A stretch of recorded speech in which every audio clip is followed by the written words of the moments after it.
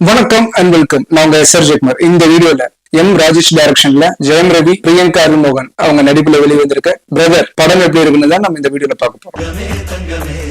இந்த படத்தோட கதை படத்தோட ஹீரோ படிச்சு முடிச்சுட்டு வேலை வெட்டிக்கு போகாம நல்லது பண்றேன்னு சுத்தி இருக்கிறவங்க கிட்ட பிரச்சனை பண்ணிட்டு இருக்காரு. இதை பார்த்து அவங்க அப்பாவுக்கு பிளட் பிரஷர் அதிகமாகி ஹாஸ்பிட்டல் அட்மிட் ஆயிடுறாரு. அவங்க அப்பாவை பார்க்க வந்த ஹீரோவோட அக்கா, தம்பியை நான் திருத்துறேன் அப்படின்னு அவங்க ஊருக்கு கூப்பிட்டு போயிடுறாங்க.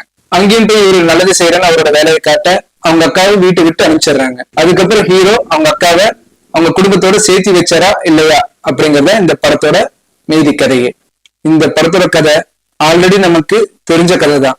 சிவாஜி சார் காலத்துல இருந்து இப்ப வரைக்கும் இந்த மாதிரி கதையை அடிச்சு துவைச்சிட்டாங்க. அதே பழைய கதையை தான் மறுபடியும் எடுத்திருக்காங்க. வழக்கமா ராஜேஷ் படங்கள்னாலே பாத்தீங்கன்னா காமெடி இருக்கும். இந்த படத்துல காமெடி நாங்க பண்றோம்னு சொல்லிட்டு எக்ஸ்ட்ரீம் லெவல்ல போய் முடிவரா சாமி அப்படிங்கிற அளவுக்கு பாத்தீங்கன்னா கொண்டு வந்து விட்டுறாங்க. இந்த படத்துல பாசிட்டிவ் சொல்லணும்னா ரெண்டு விஷயங்கள சொல்லலாம். ஒண்ணு பாத்தீங்கன்னா ஜெயம் ரவி சாரோட ஸ்கிரீன் பிரசன்ஸ்.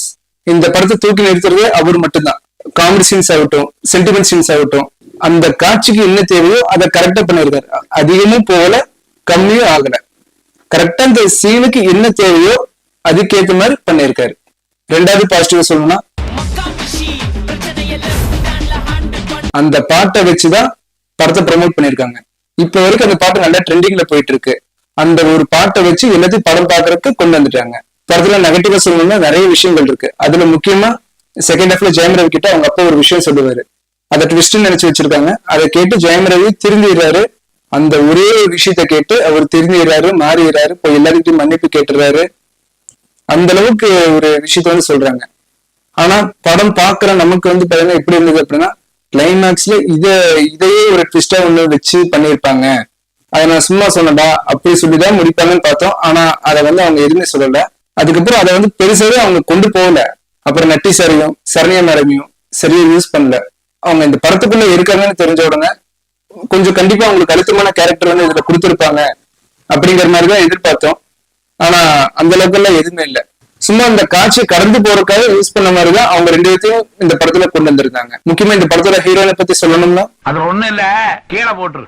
படத்தோட ஸ்கிரீன் பிளே, அடுத்தது இதுதான் நடக்கும், அடுத்த சீன்ஸ் இப்படிதான் இருக்கும் அப்படிங்கிறது ஈஸியா கணிக்கக்கூடிய அளவுக்கு தான் இந்த படத்தோட ஸ்கிரீன் பிளே பண்ணிருக்காங்க. இந்த படத்துல முக்கியமா ரெண்டாவது பாட்டு ஒண்ணு வருது. அந்த பாட்டு எதுக்கு வருதுன்னே தெரியல. சடனா ஒரு பாட்டு ஒண்ணு வைக்கணுமே வச்ச மாதிரிதான் இருக்கு.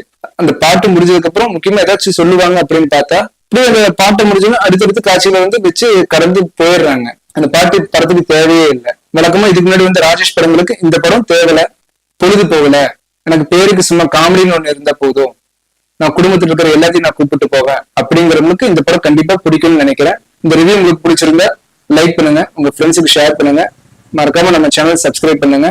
நான் மறுபடியும் இன்னொரு படத்தோட ரிவ்யூ நான் உங்களை மீட் பண்றேன். நான் உங்க எஸ்.ஆர். ஜெயக்குமார். தேங்க்யூ.